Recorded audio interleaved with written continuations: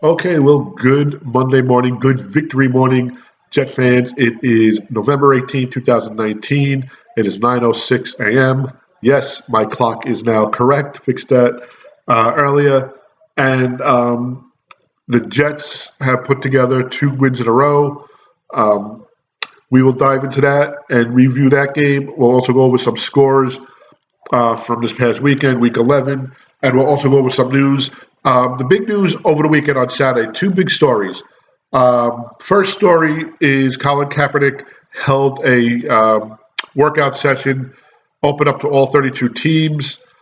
Um, and the circus already began. It started last week. I believe it was Tuesday, Wednesday, when the NFL released this information that all 32 teams would be invited. Any representatives could go down there. If you didn't come down there, you would get a copy of the workout, a video copy of the workout. It would be in Atlanta. As the week went on, already you could see that there was going to be this unorganized atmosphere. Then Colin Kaepernick and his camp came out and said that they weren't aware of all the details and the commissioner, and it was just up and down. The way the news broke was it was going to be in Atlanta. All 13 teams were going to be there. He was going to work out. He was going to get wide receivers there, run through some drills, and make it an open workout for all 32 teams to scout him and possibly sign him. Okay. Then Kaepernick and his camp, I said, came out and had those things that they didn't know what was going on, and all the details weren't ironed out. Early Saturday, there was a report that the workout was going to be delayed and moved, and the vague details are it was being moved because it would not be open to the press at where they were. It was at an undisclosed location, I believe, is the way it was reported. But the NFL said, no, you need to have press coverage there. You need to have some sort of footage there. So they moved it to another site. Now, I don't know the reason for moving it to another site, but they moved it. They had press there.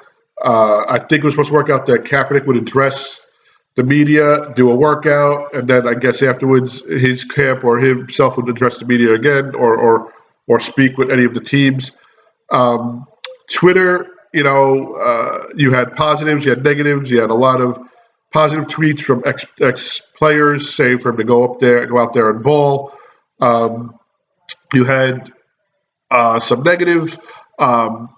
You had Stephen A. Smith, who I'm not a fan of, come out and say that Kaepernick doesn't want to be a football player, he wants to be a martyr. And that, I guess in itself opens up your eyes. African American commentator saying this about, a man, and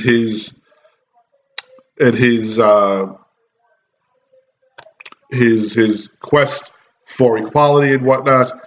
Say that. This morning, I also heard Boomer Esiason on WFAN say something like, Kaepernick is 3 years out of the game. Roger Goodell wants nothing more than to put Kaepernick on the field because it actually helps the NFL. I guess it saves face, what have you. He goes, but I don't think Kaepernick wants to be on the field.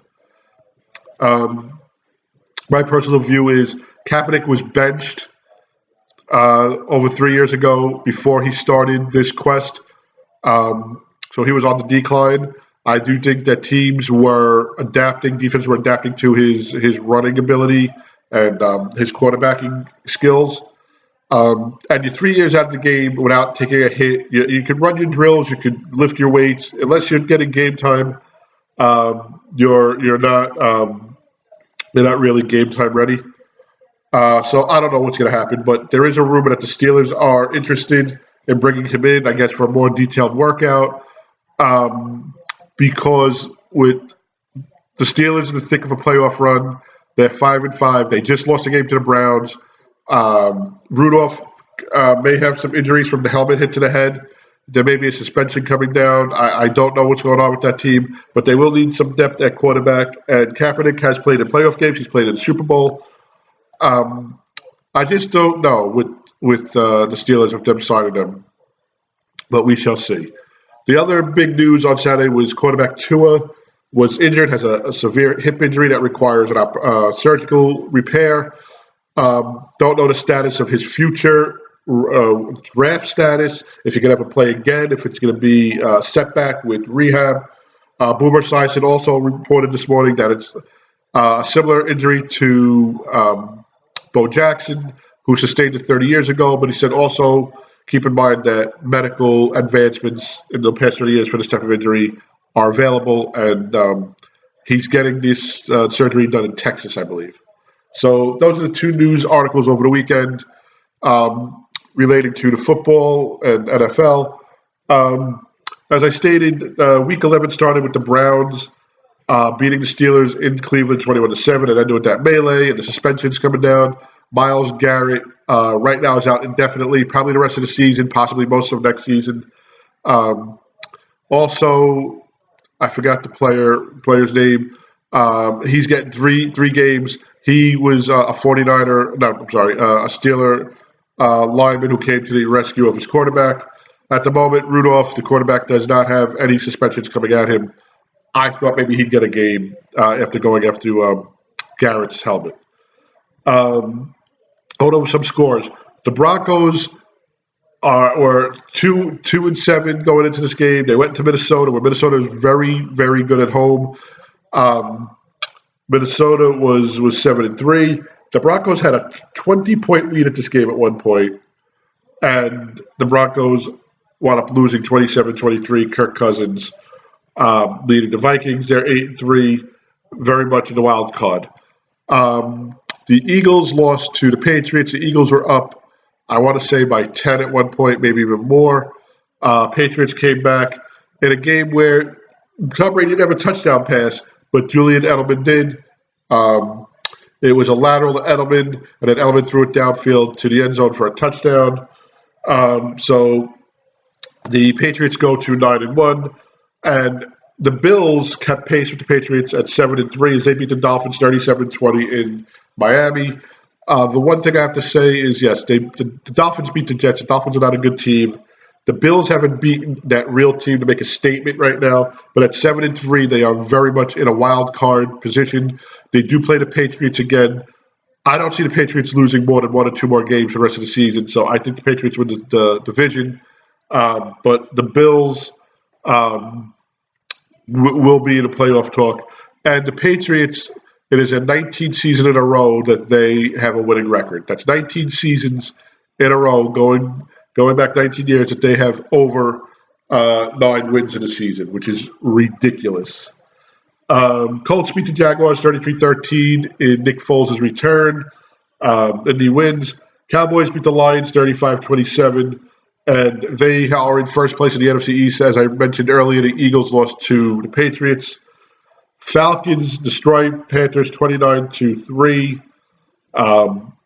In a game that really didn't mean much for anybody. Panthers are 5-5, but the surprise game, the Ravens beat the Texans in Baltimore 41-7. Now, okay, 6-4 Texans, 8-2 Ravens.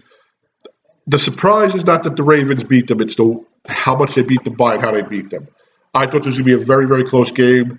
I figured it was a low-scoring game, a lot of defense. Deshaun Watson did nothing really to stand out in this game. 41-7, Ravens win. 49ers, Cardinals. 49ers overcome, I want to say it was a 10 or a 13-point deficit. They win 36-26 in San Fran. Raiders beat Bengals 17-10. Last night, the Rams beat the Bears 17-7. Mitchell Trubisky was injured with a hip injury late in the game. And the Rams go to 6-4. Bears fall to 4-6. Okay, so let's talk about our Jets. They go down to the nation's capital, coming off a win over the Giants.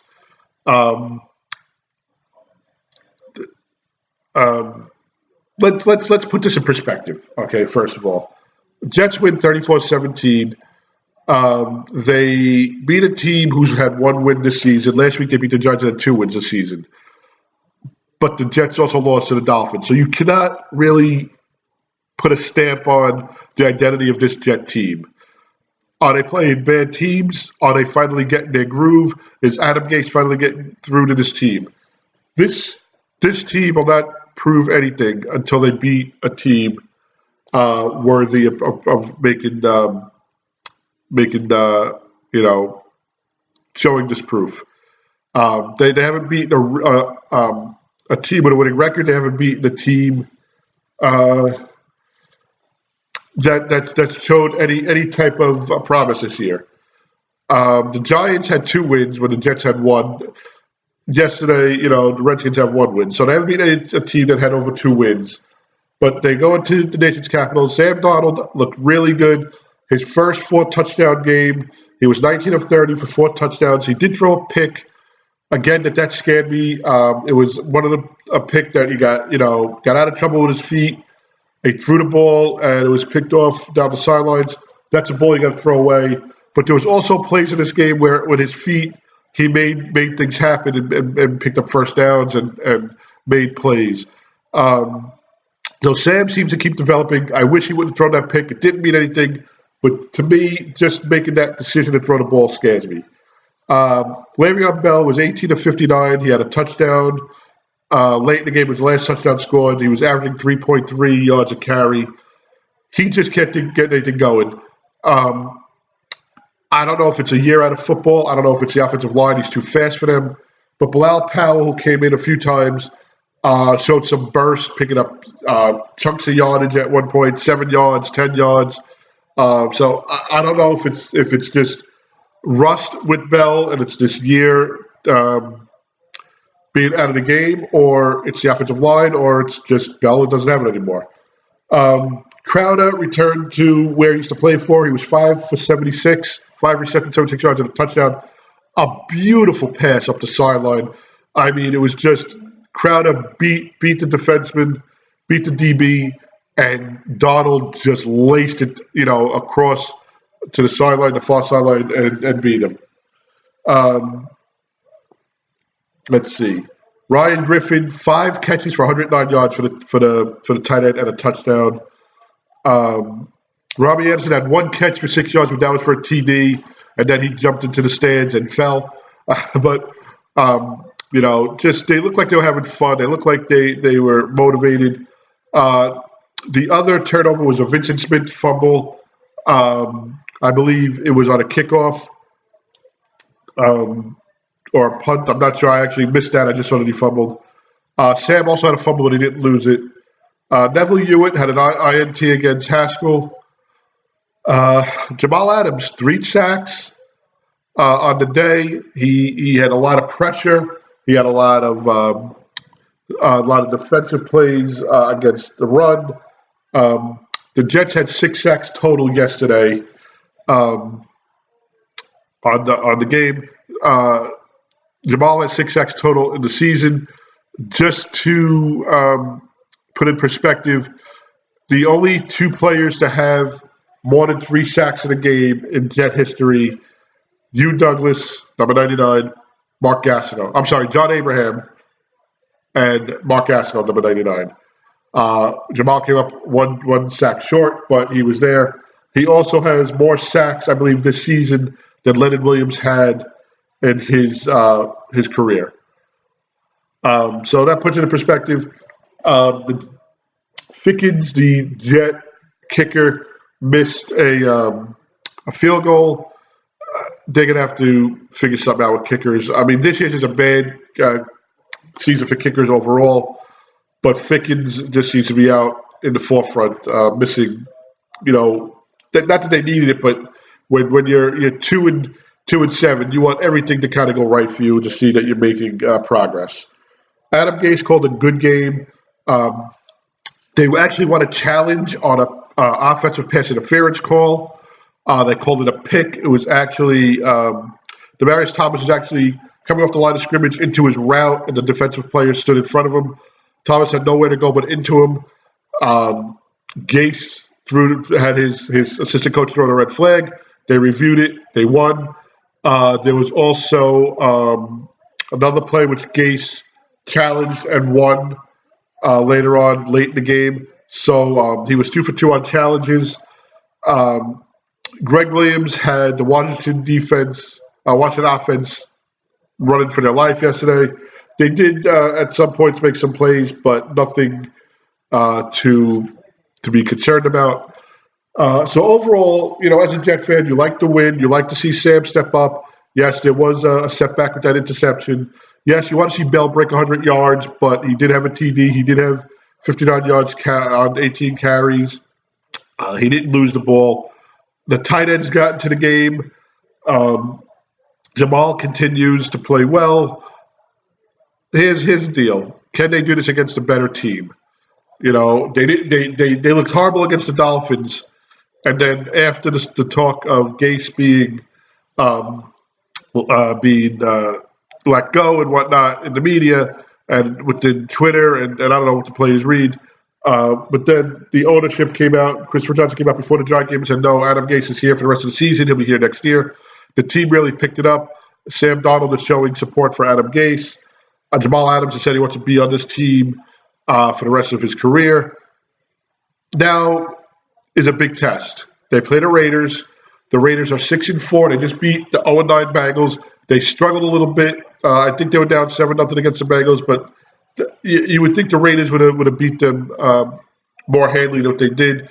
The Raiders are a game out of the wild card. They're 6-4. They're behind the Texans and the Bills. Texans are 6-4. Bills are 7-3. So this game is big. The Raiders come into New York this week, and this is a big game for them, and it's a true test for the Jets. This is the first team that they're playing with a winning record since probably since New England. Jacksonville didn't have a winning record. Miami didn't have a winning record. The Giants didn't have a winning record, and Washington didn't have a winning record. They went 2-2. So let's see what they do against the Oakland Raiders. I don't believe there were any injuries yesterday. For the life of me, didn't see Quinn Williams on the field yesterday. My daughter did say that he had a pressure or a sack. I tried to see if he was injured or whatever was going on.